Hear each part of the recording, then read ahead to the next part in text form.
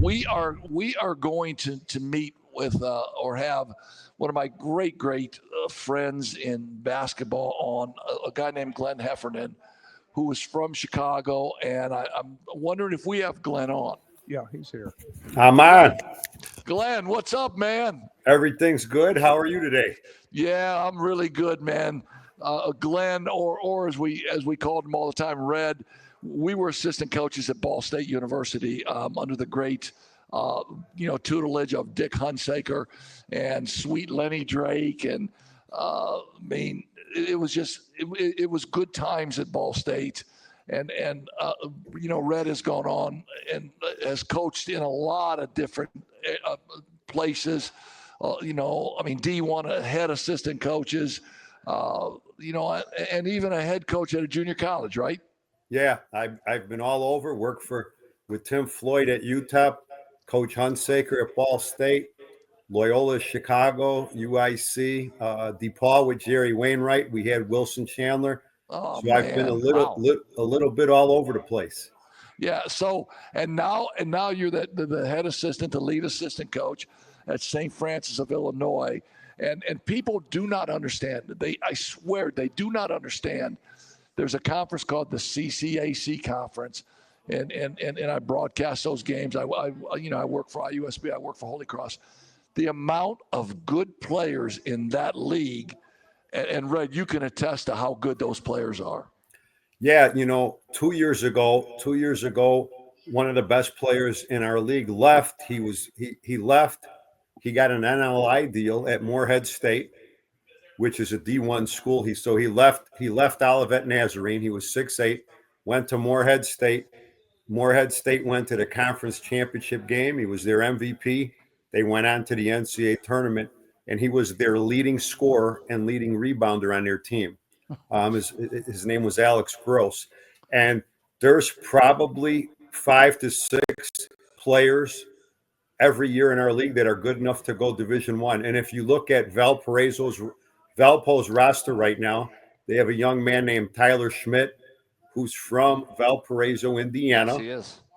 From Valparaiso, Indiana, played 3 years at Olivet Nazarene, transferred to Valpo, and he's probably averaging 10, 12 points a game this year. He had 10 points, I think, last night, and they beat SIU Carbondale. He had 10, 7, and 4. And it's funny that I'm checking his stats, but I'm rooting for him every time somebody leaves. There are so many good players in NAIA basketball. People don't realize it. If you take the top 4 or 5 teams in our league, I would say each team has 1 or 2 young men good enough to play Division I. Yeah, I would agree 200% with you. I did. First of all, your team, 22-5, 16-4 in the league. You got an ex-D1 coach as your head coach, Ryan Marks, who I know, Ryan, who's awesome. And he's been at St. Francis for 10 years, 11 years. Been at St. Francis 12 years now, yes. And just likes to coach in that league, right? Yeah, he likes it. I'll give you a little bit about his background. He was an assistant at Northern Illinois, went to Southern Vermont as a head coach, and he won there. Went to St. Edwards and Austin, Texas, and he won there. He went to Texas Pan American, where nobody wins, and he won there. In fact, the year they let him go, he was I believe 16-10, and they let him go. And he's had probably the best record there in the last 30, 40 years, and they let him go. Athletic director changed. The athletic director wanted to bring in one of his own guys, and now he's at St. Francis. I've been with him 5 years, and we're in a very competitive league. It's a lot of fun, and right now we've got it rolling. Yeah, you do. And I saw Holy Cross play Governor State on Saturday, and I saw a kid from Governor State that when we were coaching at Ball State, we would have taken Vincent Mays in a New York Minute to play in the Mid-American Conference. And he's playing in the CCA. He's 6'7", 6'8". He's big. He blocks shots everywhere, and he's well coached. And yet he's in the CCAC. So why don't schools from that Horizon League? Why don't they recruit these kind of kids? It's interesting. Heck, I've been around basketball is division at the Division 1 level, and I ran recruiting services, and I coached in junior college. It sometimes it amazes me when really really good players just go through the cracks. How does Steph Curry end up at a Davidson? It might not happen. It might not happen these days, but we have a young man on our team now named Aitor, 6'8". He's from Spain. Ryan Marks did a great job. Somebody called him. He requested film. He probably watched 10 or 15 different films. Well, Aitor has a year left. He's technically a junior for us. He has 5 Division 1 offers right now, and he also has offers to leave at the end of the year and go back to Spain to play professionally. Wow. And he still has a year left. So we're probably going to lose him. He's one of the top players in our league. But good players go through the cracks. It's interesting in Division 1. If let's just say you pick a city, Indianapolis. All the Division 1 schools are recruiting the same 10 guys, but nobody wants to take a chance on somebody that might be at a smaller school in a weaker conference.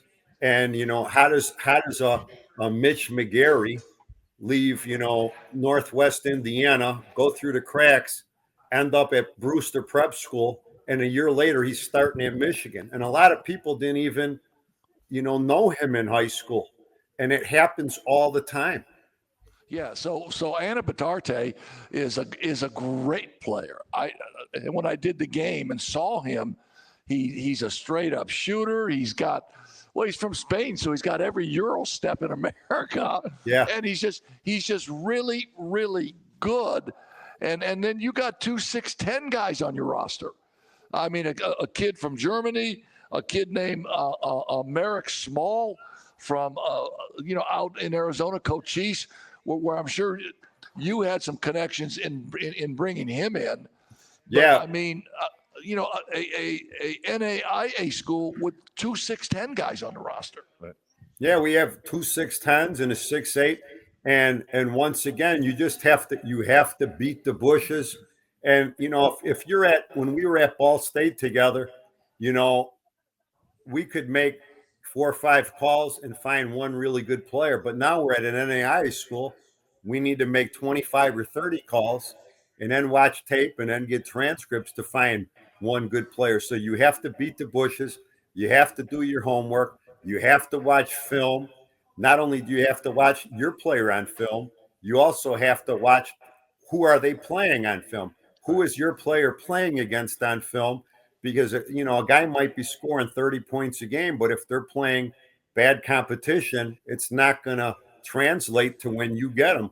So you just have to do your homework, put in extra time and watch extra film and make extra calls and do all the little things to get good players at our level. Coach, I was going to ask you, I was looking at your bio here and saw that you spent about 3 years at La Lumiere over in LaPorte. How special was it? How special was it to coach at La Lumiere? Oh, it was awesome. We had really good teams at La Lumiere. We had Hunter Mascara Perea that went on to IU. We had Raphael Davis and Jay Simpson that went on and played at Purdue for Matt Painter. Hunter went on to Indiana, played for Tom Crean. It was really fun to play there. We had a hard time getting games because a lot of the regular high schools didn't want to play us. We had dorms, right. So we did have an advantage, but also it was fun. We got to play Finlay Prep. They were 32-1. We were the one team that beat them. We got to play Oak Hill. We traveled, got to play in Washington, D.C. 2 years. In 2 years, we went to the ESPN Rise. It was the old Dick's tournament, and then they changed the name to ESPN Rise. We got to play on TV, so it was fun. Well, yeah, I think he froze on us. Maybe. Oh, no. No, I was about ready to say that playing in that Quasit hut that you played at La Lumiere had to have been great too. That's a great place to It's sunk in right there at all the concrete bleachers around the floor. Yeah, we for sure had a great home court advantage. I don't think we lost the home game in 2 years. Yeah. So when you're talking recruiting, and I know that's your business. That's that's what you're so good at. I remember Dick Hunsaker sending me to Chicago to watch Antoine Gillespie. And Dick said, I really like this kid. He's going to be a Prop 48. Let's get him. So I go to watch him, and I didn't like him at all. I didn't think he played hard. I thought he kind of half-stepped it. And I come home, and I said, Dick, I didn't like him at all. And Dick says, heck. Yeah. Go watch him again, man. I hear that. I like him. I go watch him again and again. Half-stepping it, not running the court, not playing. I said, Dick, if it's me, I'm not going to take him. I mean, if you want him, take him. And so he listened to me. So Antoine Gillespie then went to UTEP and was one of UTEP's all-time leading scorers, right? Yeah, he's like third in the history in UTEP in scoring, and he only played 3 years. Yeah, so that tells you. Heck turned him down. Yeah, that tells you how hard this business is, right? It does, but in fairness to you, one of the games you went to go see him, it was an all-star game. And kids are not taking charges, diving on the floor in all-star games. They're all trying to be cool. I remember the game.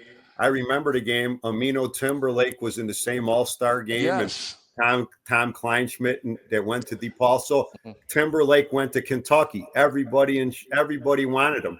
He went to Kentucky, lasted 2 years, transferred to St. Louis and maybe SIU, and he transferred out, and he was never a great player. But Antoine Gillespie was one of them guys we talked about. He went through the cracks, and he ended up being a really good player, had a great mid-range game, and he's like third in scoring in the history of UTEP basketball. Yeah, no, you're exactly right. Well, Coach, what I was going to ask you, I mean, I'm looking at your roster. I'm counting at least 6 kids that are, I'll say, not from the United States. What's your secret? Do you find them? You're not finding them over in their native country. They're all of these, I think, are someplace here in the United States, at a JUCO or a prep school. Is that pretty close to being the truth? It is. Itor came straight over from Spain, so our coach must have watched 20 to 30 videos on him and talked with different people, etc. But one guy's from Olney. We have a 6'9", 6'10" German from Olney Junior College. The head coach at Olney used to be my assistant coach in California, so I had a connection there. Okay. Merrick Small played at Cochise for Jerry Carrillo. We're both our head coach and myself both knew Jerry, so you just have to do your homework. And one of the things about recruiting, it's beating the bushes. Don't leave any stone unturned. But it's also about your relationships. Who you know, making calls. Who have you helped before? Who has helped you before? And it's just like in anything else. It's all about relationships. You got to develop those relationships, and then it makes it much easier down the road. One of the kids on your roster that I really like is Ramel Davis. He's 6'5". He's got like a Jimmy Butler game. He's wide. He comes from Bakersfield College. I mean, is that a connection? Bakersfield Junior College. One of the things that I do is I take a lot of Chicago kids that need to go to junior colleges, and I help place them at different junior colleges all over Florida, California. I spent 3 years coaching junior college basketball in California. I knew their coach. Their coach called us. We liked him on film. Great young man. He's going to graduate with a degree in May. And he's had a really good career, originally from Florida. And he ended up going to California for junior college. Yeah, so in the Midwest or maybe as you branched out to Arizona or out to California, when you mentioned the name Red, everybody in basketball circles knows who you are from your ability to have a great understanding of what players are and how good players are, to understanding how to recruit them, how to talk to the kids. Talk about, and I know that you're not going to say this, but I will. I mean, your legendary status in the game of basketball is unparalleled when people mention Red. They don't even got to mention your last name. They just got to say, "Hey, man, you know Red?" And everybody's going to say, "Hell yeah, I know Red." I mean, talk about how fun that is for you and how hard you work to get to that level. Yeah, it's it's a lifetime. I'm proud. I'm a basketball junkie. I'm obsessed. I've been doing the same thing for 35 years, and I still love it. I don't care what level you're at, junior college, high school, NAI, Division 3, Division 1. I've coached at almost every level except pro basketball. One great advantage that I had over a lot of people is I ran a recruiting service too. From Russ Bradford started a recruiting service who worked with you for a while, Oh, I love Rusty. and Come and on, man. yeah, and Russ was my high school coach. That's probably why I went into coaching, because I was a really good player until he got a hold of me, and then he turned me into a coach. So, but anyways, Russ started a recruiting service, and then he went back into college coaching, and he says, "Hey, would you like to do this?" And I said, "Yeah." And I kind of took it to another level. When Russ did it, he kind of targeted mainly Division 1 schools. And what I did, I branched out, and sold my recruiting service to Division 1, Division 2, um, Division 3, and NAI schools. And then what I start doing is I start calling junior colleges. And there were so many really good players in the Chicago area that had ability. They didn't have the grades to go to Division 1 and Division 2 schools. So I just start calling junior colleges everywhere: Texas, Kansas, Florida, California, Illinois, Indiana. You have Vincennes. Now you have Ancilla. There weren't too many in Indiana. Missouri had a lot of junior colleges. And I start sending kids everywhere. But I didn't even know it at the time. I was building a rapport with all these coaches and building relationships with all these coaches. And now some of those junior college coaches that I knew had become Division 1 coaches or Division 2 coaches. And I built the relationships, I built the rapport, and then it kind of snowballed from there. Yeah, I know Dick Hunsaker is eternally grateful to you for sending him Steve Payne out of the Chicago area. And Steve Payne went to Ball State and just was a part of just a lot of wins and just a quality kid. And I know every time I talk to Dick, it's always about Rusty. It's all about, hey, heck. You seen Red? You talked to Red? Heck. It's all, I mean, Steve Payne was I think maybe your first guy you sent to Ball State, and he ended up being an all-league guy, man. Yeah, it's interesting. So when I was coaching, I was coaching Steve in AAU before we went to Ball State. And we had, think about this AAU team. We had Steve Payne, we had Antoine Gillespie that went to UTEP, Tom Kleinschmidt went to DePaul. Yep. Howard Nathan, who passed away, Howard Nathan went to DePaul, started as a freshman. They beat Cincinnati that year, who went to the Final Four with Nicky Van Exel and Terry Bostic and all those guys. Corey Blunt played for the Bulls. We had Sherelle Ford, went to UIC. Donnie Boyce went to Colorado. Just great players. Derek Patterson went to Georgetown. Jason Bay went to Creighton. Rick Hilscher went to Princeton. He was the first player to go to Princeton and play for Pete Carrill and be a 4-year starter.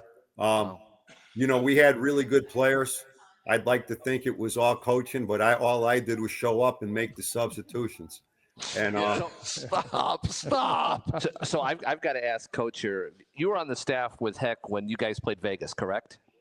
I got there right after. Right after. Okay. Yeah. Okay. Yeah. So I'm a kid, man. I'm a kid, 28, and I'm sitting on the bench, and there's Grandmama Larry Johnson on the court. There's Stacy Augman on the court, and 15 feet to my left is Tark the Shark. And he's chewing on a freaking towel. And I'm going, what the hell's on that towel, man? Why is he chewing on this towel? Yeah. But no, and then you came after that and continued the pipeline of kids. And Dick did a great job of coaching him. Lenny Drake, God rest his soul. Sweet Lenny was the best, man. Yeah. We I learned so much basketball from you. I knew players, but you were a great coach. You had already been a head coach by the time you got to Ball State for about 15 plus years, and your teams had always won. And you really, you were Dick's right-hand man when we were there. So I learned a lot of basketball in a short period of time, how to do things the right way. I could remember sitting in the office with you and you were showing me how to do film. And I remember one time you said, hey, we're going to do a film breakdown. And I said, breakdown, watch this. And I got on the floor and I was doing a break dance on the floor. You had a break dance. You said, what the heck are you doing? I said, you wanted a breakdown. You said, no, I mean a film breakdown. You remember that? Get the VCRs out. Hey, I'm laughing my ass off. You know why? Because that is a freaking true story. Oh, that is exactly a true story. That is a true story. Yeah, and we had a great time. We won a lot of games, and then we kind of went our separate ways. But I wish I always think back to that. I wish I would have just said, Dick, take Antoine Gillespie. We would have won another 50 games with Antoine Gillespie, man. Yeah, but you know what? You can't second guess yourself. We ended up signing Kenny Pratt. Yes. Who was the high school player of the year. He ended up leaving, going to junior college, and then he went to Iowa State and took Iowa State to the Sweet 16. It was the year Tim Floyd lost to UCLA when Tyus Edney hit a shot at the buzzer. But I mean, you can't second guess yourself. It's interesting. I always pride myself in being able to find players and leave no stone unturned. We got a tape in, and Len Drake says, hey, Red, I want you to watch this tape. And I watched the tape, and the guy was okay. He was an undersized post. And I said, I'm not sure he's big enough to make it in the MAC. I don't know how he'll good to be in the MAC. And for one reason or another, we didn't take him, and it turned out to be Gary Trent. So you cannot second guess yourself, because there's so many players out there. And, you could watch a player play just like when you watched Antoine Gillespie. Okay, he had 8 or 10 points in an all-star game. The thing that's hard to tell when you go watch a player play is how hard is he going to work when he gets there? Is he going to put extra time in when he gets to your school? How big is his heart? How hard is he going to play for you? Is he going to do all the little things? It's hard to see that when you go to a high school game. Yeah. Hey, listen, we want to thank you, man, for taking some time and spending, a few minutes with us. Your insight into the recruiting game, the basketball game. Let me ask you this question, my last question. In the CCAC, will the NIL filter down the leagues like that at some point in time? It possibly could. Now, this is what I'll tell you. There have been players in NAI that have received NIL deals. They're not as big as the Division I deals they would get. But I'll also say this. If there's a player in the NAI that's a sophomore or junior that's good enough to get an NIL deal, they're going to leave and be picked up by a Division I school. That's exactly right. Because what they do is they contact those players on Twitter. They have their players call them, contact them on Twitter and say, hey, listen, you're averaging 20 a game at the University of St. Francis. Are you interested in coming here? And, I actually don't blame them players for leaving. Exactly. A lot, they grow up, as a coach, it was always my dream to be a head Division I coach.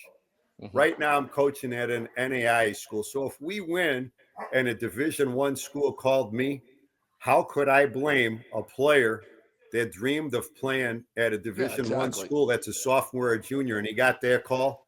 How could I blame him for leaving, going up and playing Division I? I don't Correct. blame him Right. one bit. Right. In fact, Exactly. we're the opposite. We're helping one of our players go be a Division I player. Itor's already graduated. Okay, Itor's one. Our player has already graduated. He's got 1 year left to play. Our head coach is encouraging him to go ahead out there, play Division I, go get your master's degree, get it done.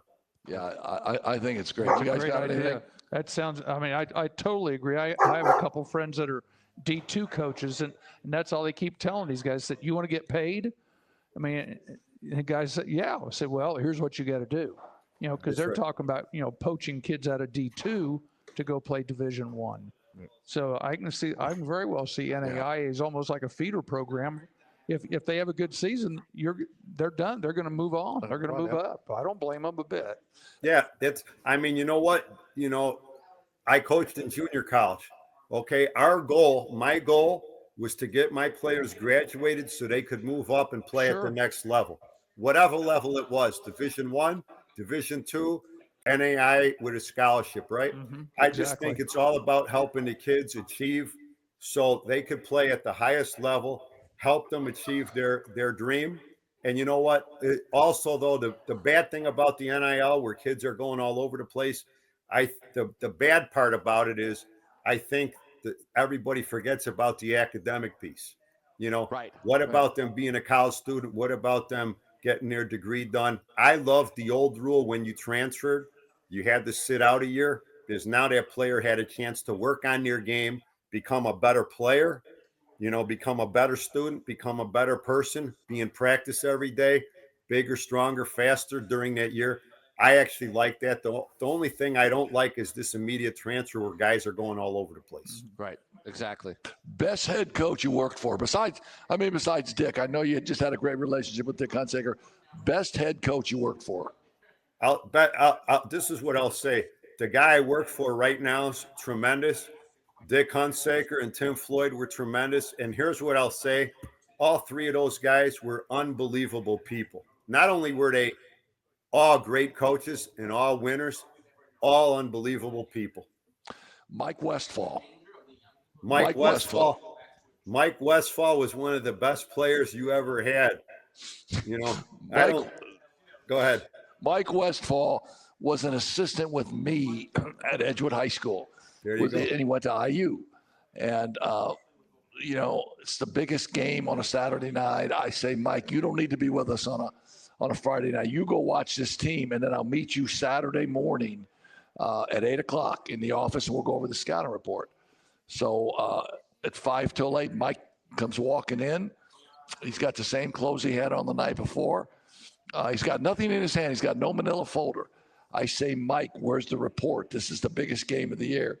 He points right to us, and he goes, right here, Heck, right here. Yeah, I never forgot that story. I jumped on him. I was sitting on him. Mike Westfall, or Mike Westfall now, is what? I mean, was the associate provost at the University of Washington, and now he's at Oakland University now, maybe.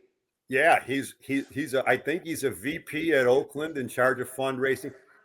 Heck, don't sell yourself short. You had Westfall, went into coaching. He's been an assistant athletic director at a couple D1 schools.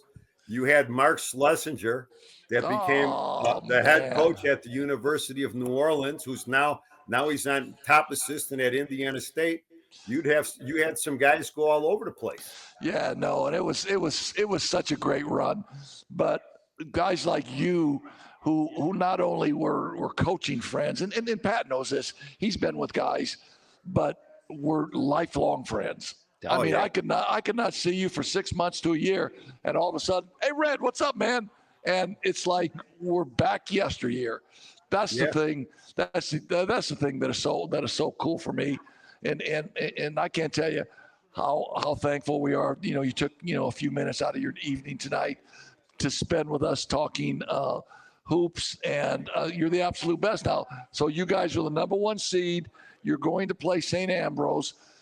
Please tell Ryan that I'll be watching those scores, and tell Ryan that, I mean, how much I appreciated coming in and talking to your team after that game, man. That was really cool.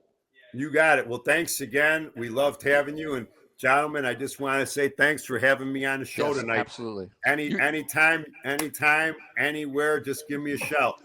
Hey, tell your boys you're on YouTube, Coach's Corner with Heck and King YouTube, man. All right, Red. Thanks, man. All right. See Have ya. a good night, guys. Bye-bye. Thank you. How interesting was that? And when I say, and this is 100% true, I could go somewhere and be at a college game somewhere, and I say, hey, do you know Red? And I don't even got to say the last name. Don't know who it is. Yeah, hell yeah, we know Red. Chicago Red? Really? Yeah.